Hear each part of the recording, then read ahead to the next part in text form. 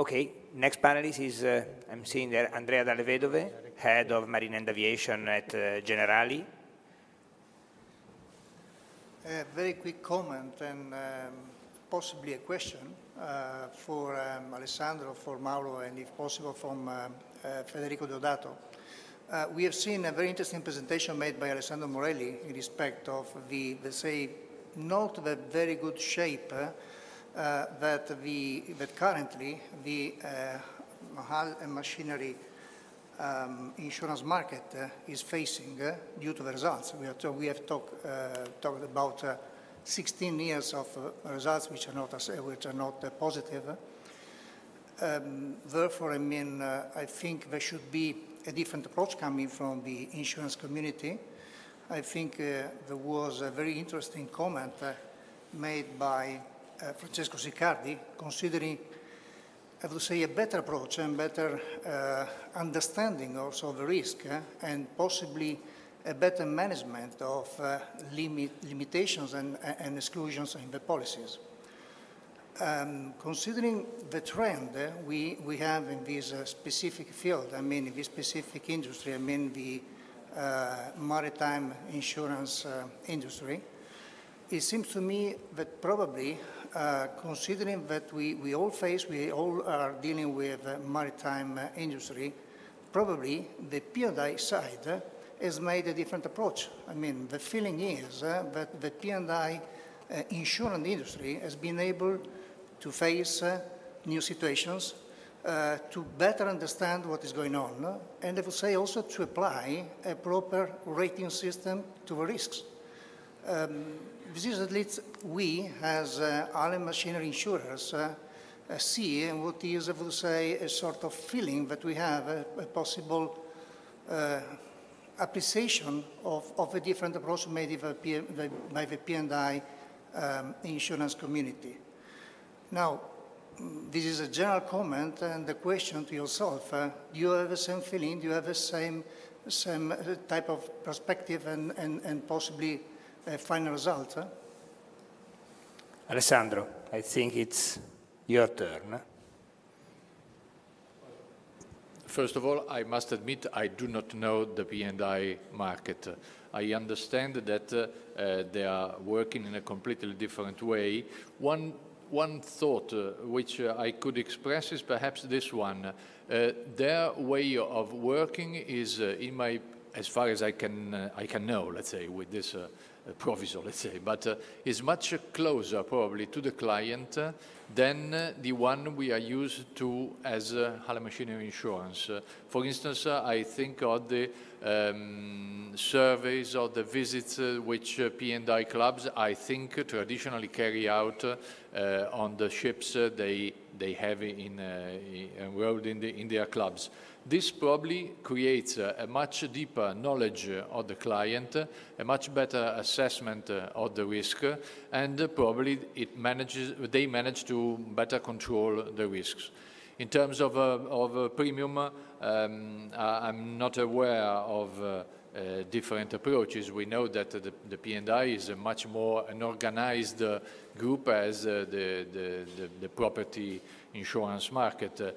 In the hull and machinery, we are aware of an overcapacity situation. I have no idea what is the situation in the P&I club. So, in fact, I don't think I have very much deeply answered your question. Just a bundle of thoughts. This is why I have a large, I will say the question to other people, for sure, know much better, but we know actually. Being a broker and having here two P&I clubs representative, I would just skip the question and put it to them direct. You will be surprised that they will be saying exactly the same thing.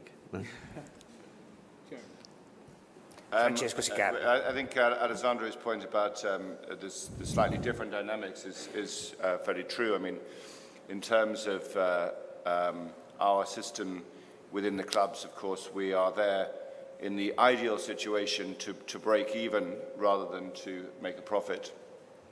But I should also say that at the moment, almost all clubs are struggling within at present premium rates to make any money whatsoever. And we're all I think with very, very few exceptions, losing money on our underwriting and just about breaking even on the investment returns that we obtain.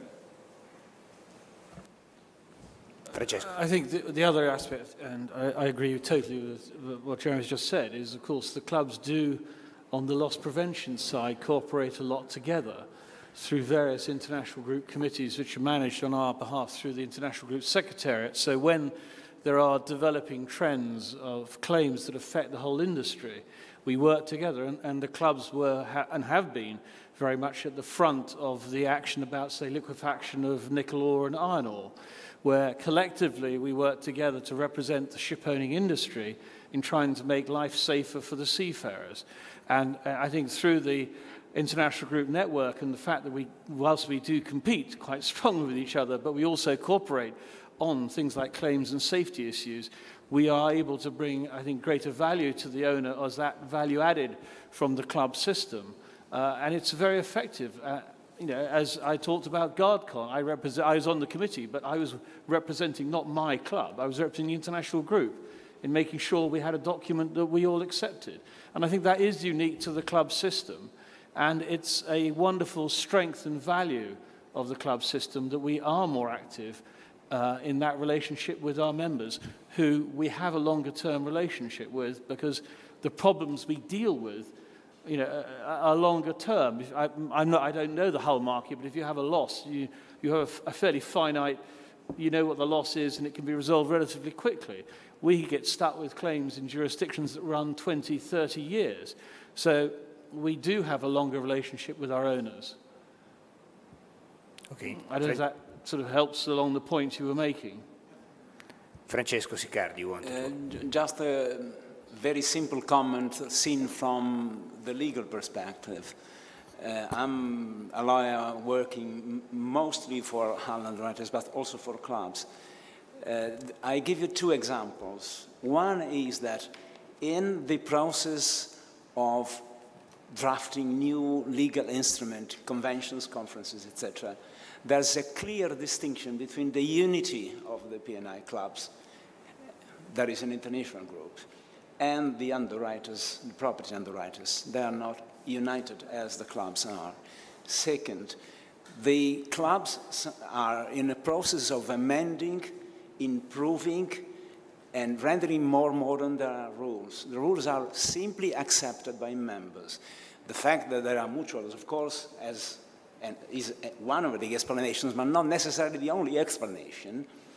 The same doesn't apply to all underwriters. All underwriters have not been able to impose their rules, as I've tried to explain.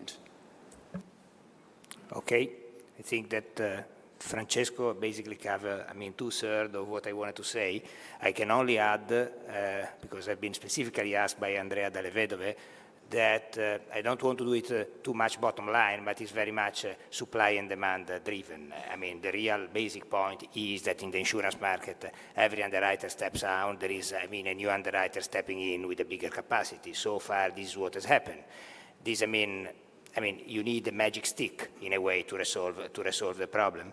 And I have to say, this is one of those questions why, dollar is 132 euro, or these are the things. It's very difficult, if you like, to predict what is going to happen, and the reason why, the premium are not going to be inflated to an extent to make the underwriters in a position to make at least marginal money, which they didn't do for the last 16 years. It's all true what is said about the difference between P&I and hull and machinery. Definitely, the P&I clubs have a very strong link with the chartering department of a company, with the operation department of the company. They keep on speaking, if you like, a few times every single day.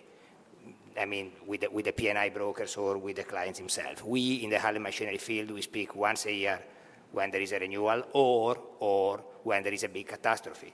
So definitely, we have a much less chance to appreciate the quality of the operation, to transfer the quality of the value of the quality of the operation to our hull underwriters.